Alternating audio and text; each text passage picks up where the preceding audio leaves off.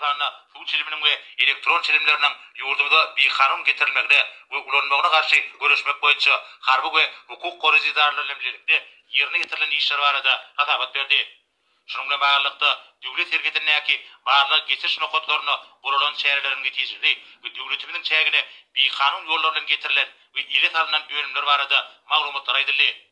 Şeylikte hukuk bulmaları amara aşan rayetleri milli kanunçuğa layıklıkta digişli çevreler görüldü. Men yaşayan salgymda kalyan su çilimini çektim. İnternet sayfamda suratını koydum. Sonra hukuk koruyucu idaresinin işgalinin tarafından saklandım.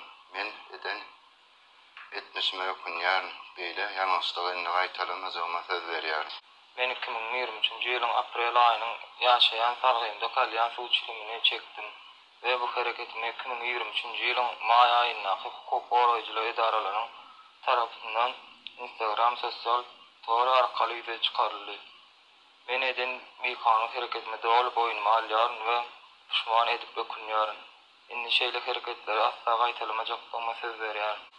Ben 2023 yılın May ayının 22'sinde yaşayan salgymda kalyan su çilimini ulanıp temmaki önümden çekme qadağan edilmegi baradaki talepleri gödek bozdum. Aziz vatandaşlarımız, Türkmenistan, hoş geldiniz. Bugün biz kalyanlı yere geldik. Biliyorsunuz mu haysi kalyanlı? Urqadağın açan kalyanlısı.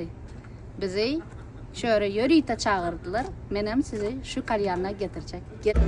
Salam ildeşler, çemen öre verdi. Ben bugün bir yere geldim. Beni çağırdılar. Türkmen ildeşlerimiz çağırdı. Urqadağımız, Serdarlı Urqadağlı Serdarımız kalyanına çıktı. Benim size şu kalyanına çağırayım. Benim bilen bile kalyan çekmeye. Kalyanına şöhret, Urqadağlı Serdar'a şöhret, Serdarlı Urqadağ'a şöhret. Yine menden TMT Altın Asır kanalı bugün interview alıyor. Türkmenler ne alaştan, açlıktan, Türkmenistan'dan aşağı yurda çıktılar. Şimdi Türkmenistan'da ol balanok, bu balanok, kalyanlı balanok, çilim çekmek balanok, yürümek balanok, gitmek balanok. Amerika'da olsa Serdar Urqadağımız kalyan açan için bizimle arkaya çekip oturuyoruz. Erkeklerin de Türkmenistan'da çilim çekip bilenaklar, çilimlerini öğünde çekmeli, öğünde de bir sağlığı zaten yaman ziyan veriyor. Türkmenler ingulları görüyor. Öğünden çıkıp bilenaklar, meydanda işledik bolanak, bilemek bolanak, şavatta hiç yere yürümek bolanak, hiç yere geçmek bolanak, işsat edip bolanak. Yaman mazallı, yaman kovuy. Her gaysinize de sağ olsun aytacak. Şu kalyanını açanımız için. Yine biz öyümüzde, Özmestanımızda, Türkmenistanımızda şunu edip bilemizak. Verdi olsa arkayını edip otururuz. Şu fırsatı ulanıp men şu vaat şu yere gelip kalyan çekip otururuz. Dünyalı kalyan açanını sağ olsun. Urqadağ'a şöhret, Serdar'a şöhret, emmengde de şöhret, kalyanına da şöhret. Maladis Urqadağ. Oğuz adet. Yurtumuzda ettirmedik zadı. Urqadağ'ın aladası bilen şunu edip otururuz arkayını. Ay berekellah, ay berekellah. Sen beynisiz olan son, ene şeyle zatlar oldu. Adamlar alaşsız yurdumuzdan çıkıp otururlar. Bütün halk seni yığırendi. Urqadağ. Serdar senem yığırendiler. Halkımıza kömek etmenin ornuna sen basış eden zat edin. Oğdurmuş kurmanın ornuna sen adamın hemmesine yurttan çıkarıp oturursun. Yurttan korkuzup zat edip basış edip kovup oturursun. Hükmetin, halkın halal pulunu haram edip oturursun. Haram zaten. Sen tupoy baran sen. Oyun sen. Jadamdan haramın üstünden prezidentliğe geldiğinden diktatör bolup bir derek zatlar edip oturursun. Sen hazır yurda açanыңda, haça bu yurda açanыңda, bolanok diyen zat ayranыңda halk arkayın kovuy yaşardı, sana da hiç zat etmezdi.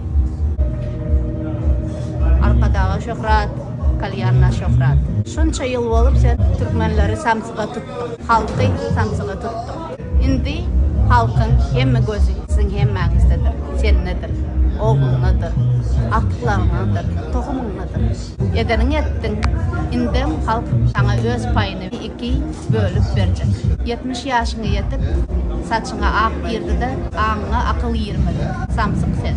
İki yumurtağını pagrimuşka yal sallap sen eden ettiklerini edip ötüyorsun. Евразия Tok diyemi şu kanallara interview berip ötüyorsun. Özüngem geplemem bilen zat etmem bilen reporterlerin yanına da oturan sonra bile oturan yal görkezi ötüyorsunuz. Sen tek sen samsık sen kezzap sen. Tokumunam kezzap sen. Oğurlarsınız. Yine biz tez edip kalyan çekip ötüyoruz.